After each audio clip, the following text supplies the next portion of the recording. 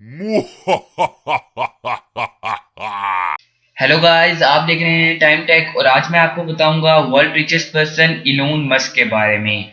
आज हम एक ऐसे इंसान के बारे में बात कर रहे हैं जिसकी आज की नेटवर्थ 146.5 बिलियन डॉलर है। वैसे तो हमने बहुत से प्लेटफॉर्म्स पर इनका जिक्र सुना होगा, मगर आज मैं आपको इनके बचपन से लेकर कामयाबी तक का पूरा सफर बताऊंगा। वीडियो कुछ लंबी हो सकती है, इसलिए मेरे साथ रहिएगा। एक बच्चा 28 जून 1971 को साउथ अफ्रीका के कैपिटल में से एक पेराटोरिया में पैदा होता है और इसका नाम एलोन मस्क रख दिया जाता है। किसी को क्या मालूम था कि ये आने वाले वक्त में वर्ल्ड रिचेस्ट मैन बन जाएगा। इनकी मदर यानी मे मास्क एक मॉडल थी और फादर एक इलेक्ट्रोमैकेनिकल इंजीनियर थे। इनकी मदर कनाडा और फादर साउथ अफ्रीका से ताल्लुक रखते थे। एलोन मस्क के दो भाई बहन थे, एक भाई और एक बहन। एलोन मस्क एक रिच फैमिली से ताल्लुक रखते थे। एलोन मस्क ने हाई स्कूल के बाद कैनेडियन पासपोर्ट अप्लाई किया क्योंकि उनकी मदर के पास कैनेडियन नेशनैलिटी थी और वो अफ्रीका छोड़कर कनाडा जाना चाहते थे। असल में वो कनाडा नहीं बल्कि यूनाइटेड स्टेट जाना चाहते थे। इस प्रोसेस के लंबे होने की वजह से उन्होंने यूनिवर्सिटी ऑफ पेरिटोनिया में एडमिशन ले लिया। उसके बाद 1989 में कनाडा चले गए, उधर फॉर्म्स और मिल्स में जॉब की। 1990 में क्वीन यूनिवर्सिटी में दाखिला लिया और फिर वहां से पेंसिल्वेनिया यूनिवर्सिटी में शिफ्ट हो गए। Bachelors of arts degree in physics मुकम्मल की। उसके अलावा bachelors of science degree in economics भी मुकम्मल की। इसके बाद इन्होंने एक बिजनेस प्लान तैयार किया जो कि गूगल बुक से मिलता था। इन्होंने 2 इंटर्नशिप भी की। अब मैं आपके और मेरे फेवरेट टॉपिक के बारे में बात करूंगा, यानी एलोन मस्क के बिजनेस करियर की शुरुआत के बारे में। 1995 में मस्क ने Zip2 कंपनी की बुनियाद रखी। एलोन मस्क ने इसमें $28,000 इन्वेस्ट किए। इस कंपनी ने मैप्स, डायरेक्शन, येलो पेजेस के साथ एक सिटी गाइड इंटरनेट तैयार किया। एलोन मस्क रोजाना यहाँ पर कोडिंग करते थे और इसकी बदौलत उनको आखिरकार 2 बड़े कॉन्ट्रैक्ट मिल गए। और इस दौरान एलोन मस्क ने सीईओ बनने की भी नाकामयाब कोशिश की, मगर ऐसा ना हुआ और आखिरकार ये कंपनी $307 मिलियन में बिक गई और एलोन मस्क को 7% हिस्सा मिला, जो कि $22 मिलियन था। Zip2 के बिकने के बाद एलोन मस्क रुके नहीं। इसके बाद एलोन मस्क ने एक्सकॉम की बुनियाद रखी, जो कि एक ऑनलाइन बैंक था और शुरू के दिनों में 2 लाख से ज्यादा कस्टमर्स ने इसे ज्वाइन किया। वैसे तो इसकी बुनियाद एलोन मस्क ने रखी थी, मगर ज्यादा एक्सपीरियंस ना होने की वजह से उन्हें सीईओ ना बनाया गया।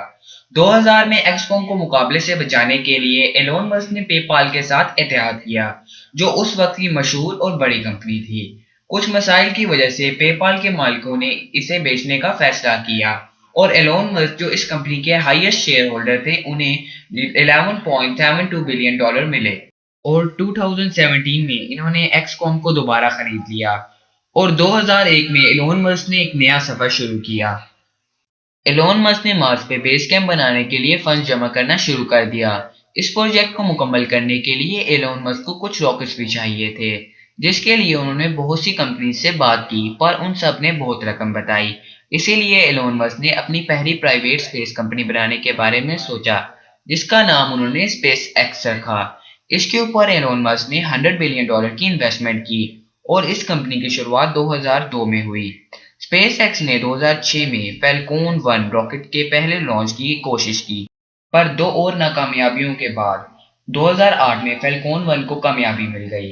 बाद में फैल्कन 1 की वजह से स्पेसएक्स को $1.6 बिलियन का कॉन्ट्रैक्ट मिला। गाइस, स्पेसएक्स वो वाहिद कंपनी है जिसने ऐसे रॉकेट्स बनाए हैं जो जमीन पर वापस भी आ सकते हैं। इस वजह से बहुत से ममालिक ने इस कंपनी का साथ दिया और स्पेसएक्स ने भी उन्हें कभी मायूस न किया। और आजकल स्पेसएक्स अपने रॉकेट किराए पर दे रही है। जिस तरह हम लोग अपनी गाड़ियां किराए पर देते हैं, इसी तरह स्पेसएक्स अपने रॉकेट किराए पर दे रही है।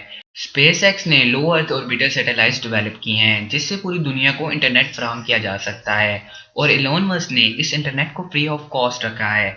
इसके ऊपर एलोन मस्क के $10 बिलियन का खर्च आ चुका है। यूक्रेन और रूस की वॉर की वजह से वहां पर इंटरनेट सर्विस ना होने के बराबर थी और एलोन मस्क ने वहां पर अपनी स्टारलिंक सैटेलाइट्स भेजी اور وہاں پر انٹرنیٹ سروس دوبارہ شروع کروائی، مگر انہوں نے رشین میڈیا کو بلاک نہ کیا کیونکہ وہ کسی ایک ملک کی حمایت نہیں کرنا چاہتے۔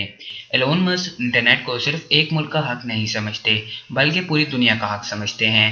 اب ہم بات کرنے جا رہے ہیں دنیا کی مشہور کمپنی ٹیسلا کے بارے میں۔ اس کمپنی کو 2003 میں مارک اور مارٹن نے شروع کیا تھا۔ ان دونوں نے کمپنی کی مالی مدد کی series a round of funding سے پہلے۔ ان دونوں کا کردار اس کمپنی کے لیے بہت اہم ہے۔ ایلون مسک سے پہلے ایلون نے 2004 میں سیریز اے پر $6.5 ملین انویسٹ کیے اور ان کے پاس زیادہ تر شیئرز آ گئے اور چیئرمین کی حیثیت سے ٹیسلا کے بورڈ آف ڈائریکٹرز میں شامل ہوئے۔ ایلون مسک کا ایک ایکٹیو کردار تو تھا مگر یہ اپنے کاموں کی وجہ سے اتنا ڈیپلی انوالو نہ ہو سکے۔ کچھ تنازعات اور 2007 اور 8 کے کرائسس کی وجہ سے ایبرہارٹ کو نکال دیا گیا اور ایلون مسک کو نیا سی ای او بنا دیا گیا۔ ایلون مسک نے اس کے ساتھ ساتھ پروڈکٹ آرکیٹیکٹ کا عہدہ بھی سنبھالا۔ ایلون مسک کو 2009 میں فاؤنڈر آف ٹیسلا بنا دیا گیا۔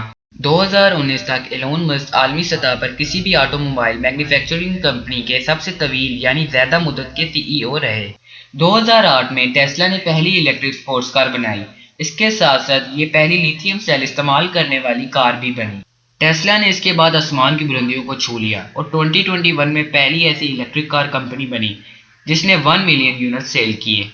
اس کے بہت سے مشہور ماڈل جیسے model Y, model 3، model S وغیرہ دنیا بھر میں مشہور ہیں۔ اس کمپنی نے پہلا الیکٹرک پک اپ ٹرک بھی بنایا۔ اس کمپنی نے کئی عالمی ریکارڈ بریک کیے۔ ٹیسلا نے کئی بلٹ پروف اور ہائی سپیڈ کارز بنائی۔ ایلون مسک نے ٹویٹر کو $44 بلین میں خریدا۔ کچھ لوگ اسے خریدنے کی وجہ بدلہ بتاتے ہیں کیونکہ ٹویٹر نے ان کو بلاک کر دیا تھا۔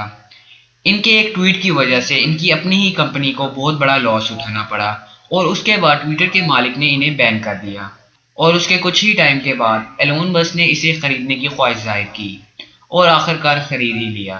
ویسے تو اور بہت سی باتیں ایسی ہیں جو میں اس ویڈیو میں کور نہیں کر سکا، پر اگر اس ویڈیو پہ 10K سے زیادہ ویوز آئے تو میں اس کا ایک اور پارٹ بناؤں گا جو اس سے بھی زیادہ انٹرسٹنگ ہوگا۔ آج کے لیے بس اتنا ہی گائز، پھر ملیں گے اگلی ویڈیو میں۔